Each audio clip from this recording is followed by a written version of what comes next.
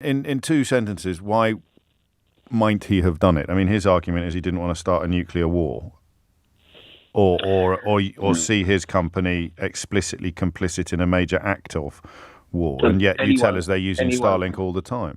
They have been using Starlink for quite a while. Yeah. That's not to say that they weren't using. So you can take something that's not a weapon and use it, and you know.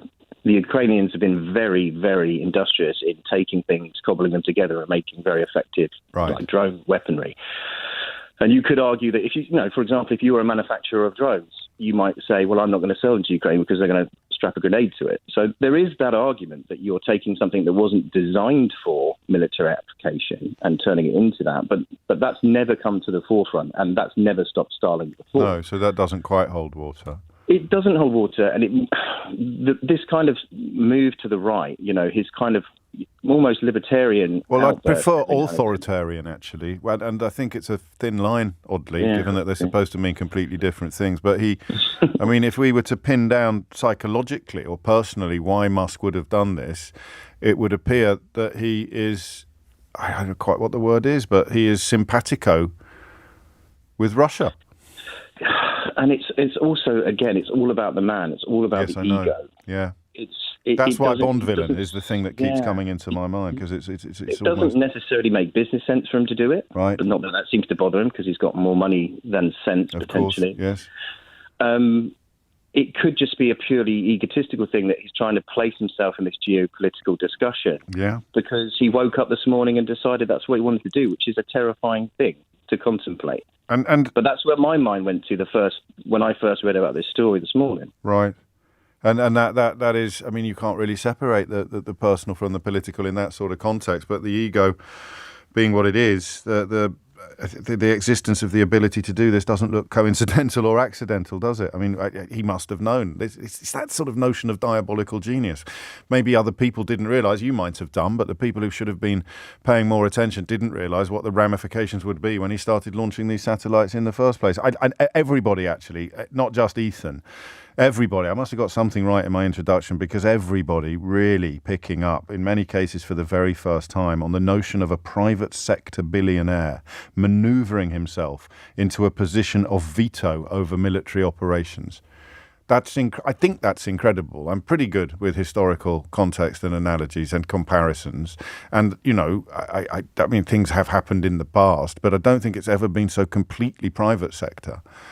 Imagine if Oppenheim had been working for Elon Musk.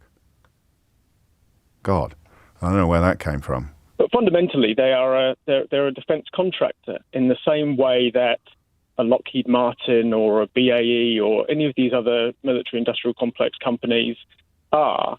And therefore, they have, you know, essentially signed a contract with the Pentagon to deliver connectivity services to what has been defined by the American government and the British government and most Western governments around the world as a strategically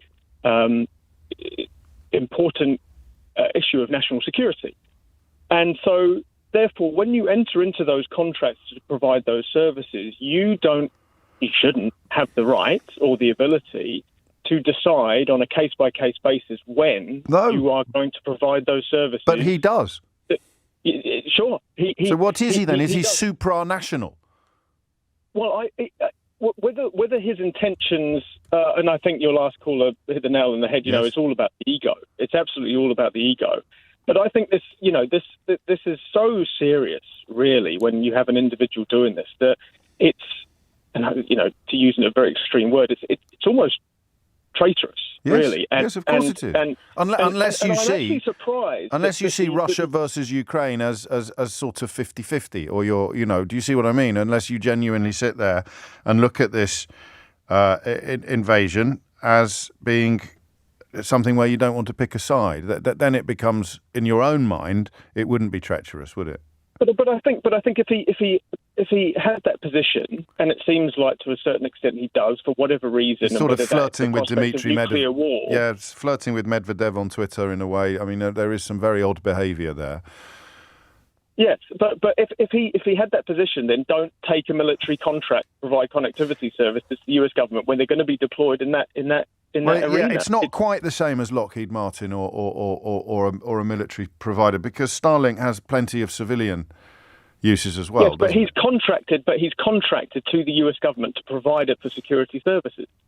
So it's not like they're taking the. But then you move into the same. Then you move into the same areas that NATO has. The problem that NATO has, don't you? Because you can't. It can't be as a consequence of an American contract that Musk turned Starlink on in Ukraine, because that would involve a breach of NATO rules. That would see the American military machine essentially engaging in an act of war. I think, if I've understood you correctly, this isn't to defend Elon Musk, because as we established at the beginning of your call, he somehow has managed to transcend what you might describe as international scrutiny or international oversight. The idea, just think about this, because, you'll probably be back to being told to get angry about people in small boats by Monday, that there is one man in the world who possesses the power to turn up or down the speed with which the war in Ukraine is over, and he elected not to touch it at all. What I'm concentrating on was the interview with Isaacson, when he said, he rhetorically said, how am I in this war? Yes. And that was said after, I think, that the Starlink devices were starting to be used for strategic or tactical or war, in effect, right? Yeah. So before that, I mean, lots of people mentioned, I've checked as well, that he was really, 100% behind it. Get these Starlink devices to everybody in Ukraine to see YouTube, whatever, or X, whatever it is. Yes. But when it starts to go wrong, when it starts to be used in military operations, that's when I think he showed his true colours. I mean, I say true colours, but he's a businessman. He's a CEO. All businessmen don't deal with deaths. Well, no. Most don't. But I don't know if I'm sort of coming across okay, but, a CEO won't deal with, just execution and, shooting people. Some do, but I don't think that, electric cars and satellites to help people watch Netflix necessarily Correct. He saw on the horizon finding himself in this position of influence. I think this is possibly a sympathetic analysis of how he ended up in the position he ended up in, but not a sympathetic analysis of what he's done now he's found himself in that position. No, because he's he's panicked. I think he's in a panic situation because he's asking lots of rhetorical questions. But he also thinks he's a genius. Starlink. I don't. No, but he does. I don't. Oh, yes, of course, because you've got that sort of mindset of a... You could almost see him putting his little finger in the corner of his mouth, couldn't you, when he's contemplating something? Yeah, $1 million. Exactly like dollars. Yeah. But he is just an aggressive, aggressive short-term sort of focused person. So when the job's finished, he goes on, moves on to the next one, leaves some people to figure out all the details. So this is when he's done something off the cuff, gone off to do something else, and now it's come back to haunt him. That this is now being used, his stuff is being used, and he's trying to make the stockholders, inverted commas, happy with his decisions. So that's my opinion. Up to the point that you sort of wonder how you see the decision to deliberately lengthen the war as somehow contributing to curtailing it. And I guess that thing, it's such a cop-out, this, which is why I mentioned Jeremy Corbyn a moment ago. Oh, I just wish both sides could come to some sort of peaceful solution. Christ, that was nearly our foreign policy. Well, it wasn't nearly our foreign policy, but it was conceivably our country's foreign policy. Why can't everyone just get along? And I think Musk is obviously cleverer than Corbyn. So's my cat. But the cop-out nature of it is exactly the same. He's found himself in a very difficult situation, and he is avoiding making difficult decisions by coming out with a meaningless platitude of why can't they all just get along? And that leads him into the position where he can't make a conscious decision to shorten the war because it would involve picking a side. And he subscribed to a school of thought philosophically that has to see all sides as being equal because his freedom of speech shtick has been lifted almost wholesale from the darkest recesses of Twitter. Elon Musk is a fascist. Not Nazi. It's not about colour. It's about the rentier economy. Basically, he's above everybody else, and everybody else out there is meant to do what he wants. Therefore, he doesn't want to upset Putin or China because there's lots of rich billionaires that buy his cars. And the rest of us are there just to make the money for him. I'm a news geek. There was a thing in something. Have you ever heard of Jezebel, an American news site? No. He's got 3 partners with 10 children. Right. And one of them was recently pushing something out because she hasn't seen her kids in 2 years because he won't let her. Right.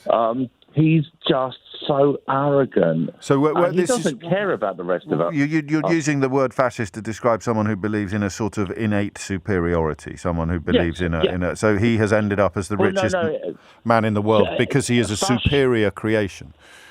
Fascism is the control of government with rich people. Oh, you're going that far? Okay. To the detriment of everybody else. Yes. It's not about colour. No, I understand that. I was just clarifying. So no, I'm going the real sort of total fascist. Well, fair enough. He's a big fan of freedom of speech, as we know, so he'll be comfortable with that. What is in your mind, the simplest explanation for why he elected not to shorten the war? Because he doesn't want Russia to lose, because that way he would lose a lot of billionaires that would buy his cars. And that would upset China. Not that many. There might be something broader in the idea of business being affected, but there aren't enough Russian billionaires to make a massive difference to the sales figures of Tesla cars. I wouldn't have thought, but again, it's a subject I don't know